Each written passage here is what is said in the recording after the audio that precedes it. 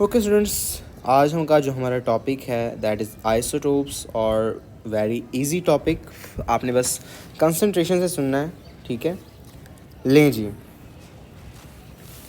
Isotopes की सबसे पहले हम डेफिनेशन देख लेते हैं कि डेफिनेशन क्या है इसकी, ठीक है। तो definition is atoms of the same element, atoms of the same element having same atomic number but different mass number. ये क्या कहना चाह रहा है कि जो आइसोटोप्स हैं वो क्या कहता है कि एक ही एलिमेंट के एटम्स हैं, और एलिमेंट क्या होता है वो हमने पढ़ा हुआ है, ठीक है। लेकिन उसके अंदर कुछ एटम्स ऐसे हैं जिनका एटॉमिक नंबर तो सेम है लेकिन मास नंबर डिफरेंट है। इसके हम एग्जांपल देख लेते हैं। लेट्स सपोज मैं कार्बन को ही देख लेता हूँ। मेरे पास कार्बन के 3 आइसोटोप्स हैं, कार्बन 12, कार्बन 13 एंड कार्बन 14। अब आप एक चीज़ नोटिस करें कि जो तीनों कार्बन हैं उनका जो प्रोटॉन नंबर है, जो प्रोटॉन नंबर है दैट इज़ सेम, लेकिन जो मास नंबर है दैट इज़ डिफरेंट। एटॉमिक जो नंबर है, प्रोटॉन नंबर है, वो सेम है, जबकि जो मास नंबर है वो डिफरेंट है, ठीक है। तो हमने आइसोटोप की डेफिनेशन में भी अभी यही पढ़ा है कि same atomic number but different mass number, ठीक है। अच्छा जी, अब मैं आपको इनकी एक और इम्पॉर्टेंट बात बता दूं कि जो आइसोटोप्स होते हैं इनकी केमिकल प्रॉपर्टीज़ सेम होती हैं। क्या होता है? Chemical properties same, chemical properties. अब आपके जहन में क्वेश्चन आना चाहिए कि जब ये तीनों चीज़ें अलग अलग हैं, इनकी मास नंबर अलग हैं, मतलब कि देखने में अलग लग रहे हैं 612, 613, 614, तो इनकी केमिकल प्रॉपर्टीज़ कैसे सेम हो सकती हैं? वो कैसे होती हैं? वो इसलिए होती हैं क्योंकि जो केमिकल प्रॉपर्टीज़ हैं वो प्रोटॉन नंबर के ऊपर डिपेंड करती हैं, इलेक्ट्रॉन नंबर के ऊपर, ठीक है। तो आपको पता है कि एक एटम के अंदर जितने प्रोटॉन्स होते हैं उतने ही इलेक्ट्रॉन्स होते हैं, ठीक है। तो आप देख सकते हैं कि यहाँ पे सबके अंदर 6 प्रोटॉन्स हैं, 6 प्रोटॉन्स हैं। अब आपको ये भी पता है अगर 6 प्रोटॉन्स हैं तो 6 ही इलेक्ट्रॉन्स हैं, ऐसे ही है, सबके अंदर 6 इलेक्ट्रॉन्स हैं। तो इलेक्ट्रॉन नंबर सेम होगा जिसकी वजह से इनकी जो केमिकल प्रॉपर्टीज़ हैं वो सेम होती हैं। लेट्स सपोज कि मेरे पास ये लगा लें आप, ये मेरे पास न्यूक्लियस है, जस्ट अ मिनट, ठीक है। ये मेरे पास न्यूक्लियस है और ये मेरे पास एक शेल है, फर्स्ट शेल आ गया। फर्स्ट शेल के अंदर 2 इलेक्ट्रॉन्स आ गए, ठीक है। सेकंड शेल के अंदर मेरे पास टोटल 6 होते हैं तो 4 इसके अंदर आएंगे, ऐसे ही है। अब यही जो कॉन्फ़िगरेशन है, यही जो होगी वही कार्बन 13 की होगी, और यही जो है वो कार्बन, मैं ऊपर मेंशन भी कर देता हूँ, कार्बन 6 12, कार्बन 6 13 एंड कार्बन 6 14। आप देख सकते हैं कि इन सब की इलेक्ट्रॉनिक कॉन्फ़िगरेशन जो है, जो इलेक्ट्रॉन नंबर हैं वो सेम है, क्योंकि इन्होंने रिएक्शन में तो इन लास्ट आउटर शेल के इलेक्ट्रॉन्स नहीं पार्टिसिपेट करना होता है ना रिएक्शंस के अंदर। ये जो आउटर शेल है, लास्ट शेल है, तो इसके अंदर तो सबके अंदर सेम नंबर ऑफ़ इलेक्ट्रॉन्स हैं। तो सेम नंबर ऑफ़ इलेक्ट्रॉन्स हैं, इसीलिए हमारे पास इनकी जो प्रॉपर्टीज़ होंगी, केमिकल प्रॉपर्टीज़ जो होंगी वो भी डिफरेंट नहीं होंगी, वो सेम होंगी। जबकि जो फिज़िकल प्रॉपर्टीज़ हैं, फिज़िकल प्रॉपर्टीज़ एटॉमिक मास के ऊपर डिपेंड कर दी हैं। इसको मिक्सअप मत कर दीजिएगा, आप दोबारा सुन लें कि जो केमिकल प्रॉपर्टीज़ हैं वो प्रोटॉन नंबर, इलेक्ट्रॉन नंबर के ऊपर डिपेंड करती हैं, जबकि जो फिज़िकल प्रॉपर्टीज़ हैं that depends upon the atomic mass. तो आप देख सकते हैं यहाँ पे एटॉमिक मास तो सबका डिफरेंट है, इसका 12 है, इसका 13 है, इसका 14 है, तो इसकी physical properties will also be different, ठीक है। ओके, ये पॉइंट क्लियर हो गया आपको? अच्छा जी, अब हमारे पास इसकी कुछ एग्जांपल्स भी हैं आइसोटोप्स की, ठीक है। कार्बन की एग्जांपल्स थे वो तो हमने डिस्कस कर ली हैं, अब सब एग्जांपल्स हम देख लेते हैं।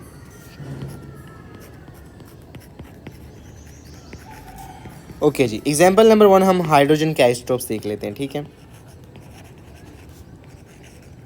हाइड्रोजन के हमारे पास 3 आइसोटोप्स हैं, ठीक है। अच्छा, अब मैं इन कार्बन के आइसोटोप्स में आपको एक और बात बता दूं कि ये जो लास्ट वाला है ये रेडियो एक्टिव आइसोटोप है, ठीक है, और ये हर वक्त अल्फ़ा बीटा रेडिएशन एमिट करते रहता है। और सबसे जो अबंडेंस में है हमारे पास जो isotope, that is the carbon 612। ये 98% ऑलमोस्ट हमारे पास नेचुरली करता है, ठीक है। तो ये हमारे पास अबंडेंस में है। अब हाइड्रोजन के ऊपर हम आ जाते हैं। हाइड्रोजन के हमारे पास 3 आइसोटोप्स हैं। हाइड्रोजन के कितने आइसोटोप्स हैं? 3, H11, H12, H13। अच्छा जी, अब पहले हम इस वाले को डिस्कस करेंगे। अभी आइसोटोप है हमें पता है, ठीक है। इसके अंदर जो है एक ही प्रोटॉन है और एक ही इलेक्ट्रॉन है, इस कोई न्यूट्रॉन नहीं है इसके अंदर, ठीक है। 0 न्यूट्रॉन्स हैं इसके अंदर, ठीक है। एक इलेक्ट्रॉन है, एक ही प्रोटॉन है। तो आप देख सकते हैं इसका जो एटॉमिक नंबर है वो 1 है, एटॉमिक मास जो है वो भी 1 है, क्योंकि इसके अंदर नंबर जो प्रोटॉन नंबर हैं वो 0 हैं। अब आप दूसरे के ऊपर आ जाएं। एटॉमिक नंबर सेम है, 1 ही इसका है, 1 ही इसका है, लेकिन इसका एटॉमिक मास डिफरेंट हो गया। इसके अंदर 1 प्रोटॉन, 1 ही न्यूट्रॉन है इसके न्यूक्लियस के अंदर, और लेकिन जो शेल्स के अंदर इलेक्ट्रॉन्स हैं वो 1 ही हैं, ठीक है। तो क्या हुआ, हमारे पास एटॉमिक नंबर सेम है लेकिन एटॉमिक मास डिफरेंट हो गया। अब आप थर्ड वर्ड के अंदर देख लें, तीसरी एग्जांपल है हमारे पास।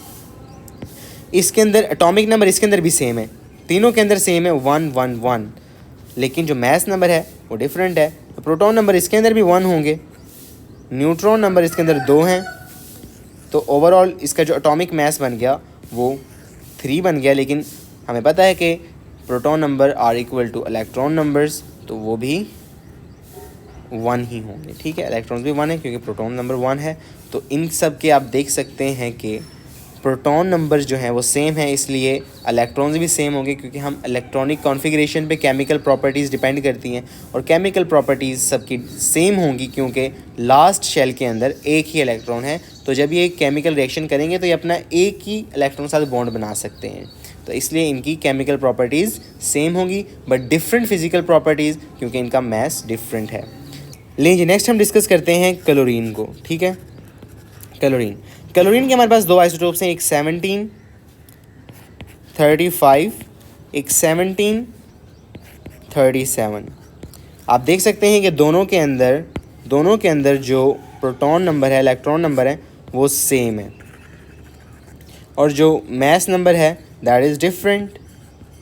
तो इसे हम क्या डिड्यूस कर सकते हैं, क्योंकि प्रोटॉन नंबर सेम है तो इलेक्ट्रॉन नंबर भी सेम होंगे, और इलेक्ट्रॉन नंबर सेम है दोनों के, तो हमारे पास सेम केमिकल प्रॉपर्टीज़ होंगी, same chemical properties, okay, but different physical properties, क्योंकि इसका जो मास है वो डिफरेंट है, दोनों का एटॉमिक मास डिफरेंट है, और physical properties are depend upon the mass, atomic mass. और अब जब ये डिफरेंट है एटॉमिक मास, तो हमारे पास ऑब्वियस ही बात है कि फिजिकल प्रॉपर्टीज़ भी डिफरेंट होंगी और केमिकल प्रॉपर्टीज़ सेम होंगी, क्योंकि इलेक्ट्रॉन सेम है।